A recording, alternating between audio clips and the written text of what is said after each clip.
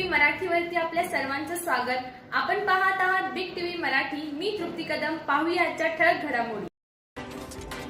लोकवर्गणीतून खोजनवाडीतील मुख्य रस्त्याची दुरुस्ती, ग्रामपंचायतीच्या कारभारावर नागरिकांचे प्रश्न।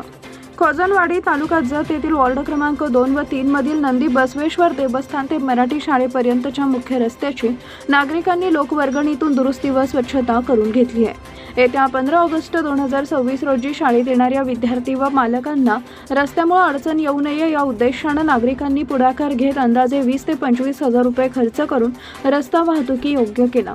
सदर मुख्य रस्त्याचे डांबरीकरण अंदाजे 1990 ते 1992 च्या दरम्यान झाले होते।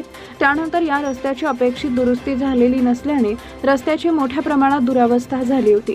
त्यातच रस्त्यावर मुरुम टाकण्यात आल्याने नागरिकांना चालणे आणि वाहनांची वाहतूक करणेही कठीण झाले होते।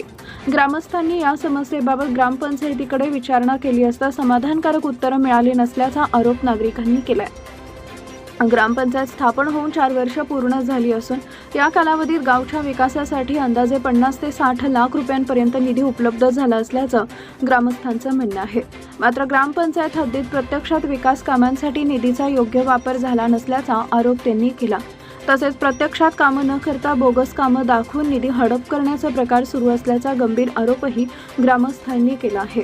या आरोपांची प्रशासनानं चौकशी करून ग्रामपंचायतीला मिळालेल्या निधीचा मागील 4 वर्षाचा हिशोब सार्वजनिक करावा अशी मागणी ग्रामस्थांकडून होते। दरम्यान रस्त्याची दुरावस्था पाहता ग्रामस्थांनी ग्रामपंचायतीची वाट न पाहता स्वतः पुढाकार घेतला।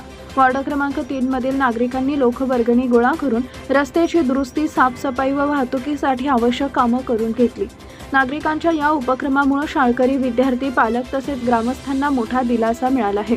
लोकवर्गणीतून रस्ता दुरुस्ती करण्यासाठी योगदान देणारे कार्यकर्ते महादेव बसगोंडा संती, संजय श्रीशैल एळमळी, महेश भीमन्ना संती, माजी उपसरपंच दर्याप्पा मल्लाप्पा तेली, स्वप्नील रामगोंडा संती, मल्लिकार्जुन साताप्पा काराजनगे ग्रामपंचायत सदस्य, Mahantesh Basappa Karoli, Suresh Ganapati Sutar, Mahantesh Annappa Karajanage vice chairman Sangameshwar society, Guru Basu Pandurang सुतार, चिंतानंद विठ्ठल चौघुले, बसवराज गिरमल्ला काराजनगे, मल्लिकार्जुन भाऊराज बुर्लटे, महादेव सोमनिंग नंदगाव, संदीप रतिलाल कांबळे, राजू महादेव दांगडे यांच्यासह इतर कार्यकर्ते व ग्रामस्थ उपस्थित होते।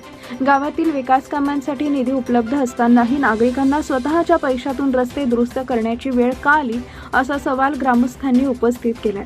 ग्रामपंचायतीला मिळालेल्या निधीचा मागील 4 वर्षाचा सविस्तर लेखाजोखा तपासून प्रत्यक्ष झालेली कामं व खर्च यांची चौकशी करावी अशी मागणीही ग्रामस्थांकडून करण्यात येते।